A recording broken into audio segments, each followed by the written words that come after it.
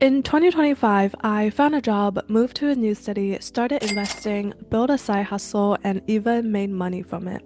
The list goes on. I'm sharing this not to brag, but to show you what's possible if you're ambitious but don't know what to start. Everything I achieved came down to one simple habit: journaling. In this video, I will show you how I use my journal system to reflect, plan, and design a fulfilling year so you can make 2026 your best year yet. At the end of each year, I take time to reflect on what I've accomplished and what I want to improve moving forward. I start by building a master list of goals. At the beginning of 2025, I set 68 goals.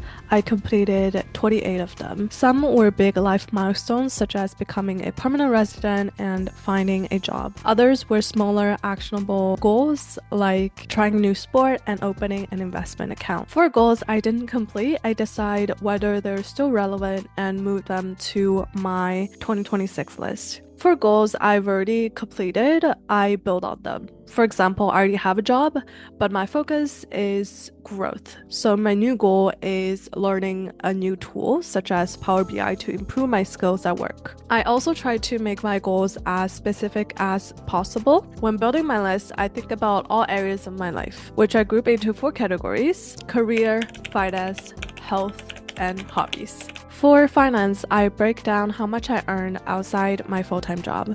For example, this is how much I made from YouTube collaborations, and use that as a benchmark for the new year. I also keep an Excel sheet to track all my investments. Knowing where my money goes helps me make better financial decisions. If you want to increase your income, the most important step is to simply start. If you're not sure what you're good at, think about what people often compliment you on. Last year, I learned a lot by watching videos and listening to podcasts about money, like The Financial Feminist. Building financial literacy gives you so much leverage. Once all my goals are written down, I break them into monthly plans. For example, if my reading goal this year is 20 books, that means reading 2 books per month.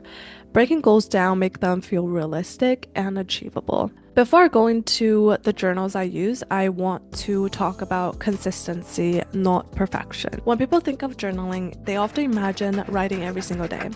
But it doesn't have to look like that. It can take many different forms. On days when I don't write reflections, I still use my journal to plan my day or write to-do list. If you miss a day or several days, that's okay. Sometimes you won't have anything to say. The most important thing is knowing you can always come back to it.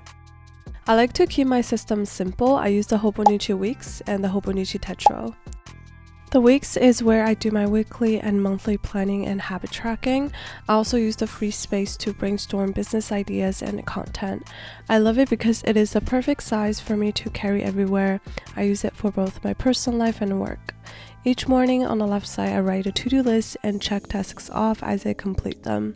If something doesn't get done, it automatically becomes a reminder for the next day. For habit tracking, I track how often I exercise, read, take my meds, journal, and meditate. Essentially, I want to keep track of my health and make sure I'm taking good care of myself. I also have a section for weekly goals. These are the most important tasks that guide how I plan each day. I track my current favorites too, like books, music, and movies. It is something I added to keep things a little bit more fun. For each of the favorite, I write a short review. For language learning, I write down resources and focus areas for each language and track what I study throughout the week. I use my Hobonichi Techo mainly for reflection and personal growth. It is like a diary for me to dump all my thoughts. I like to collect receipts, tickets, and even packaging to decorate the pages. If I travel, I document my entire trip in there to make it memorable.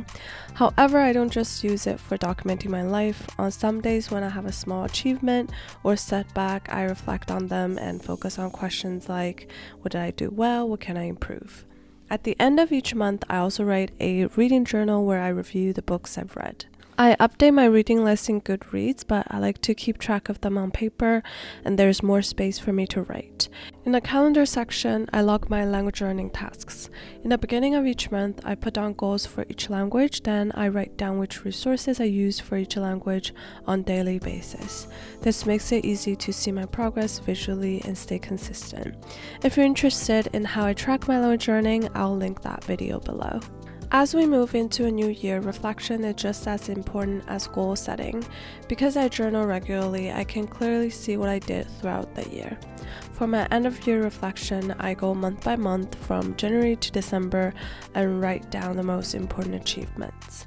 For example, I started a part-time job in February, began tutoring in March, received a full-time job offer in April, and moved to a new city the following month.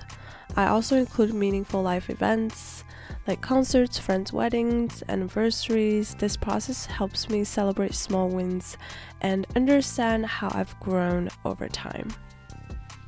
I hope this video helps you make 2026 your best year yet. Remember, everyone's on their own timeline. Don't compare yourself to others. Stay present and focus on your own growth.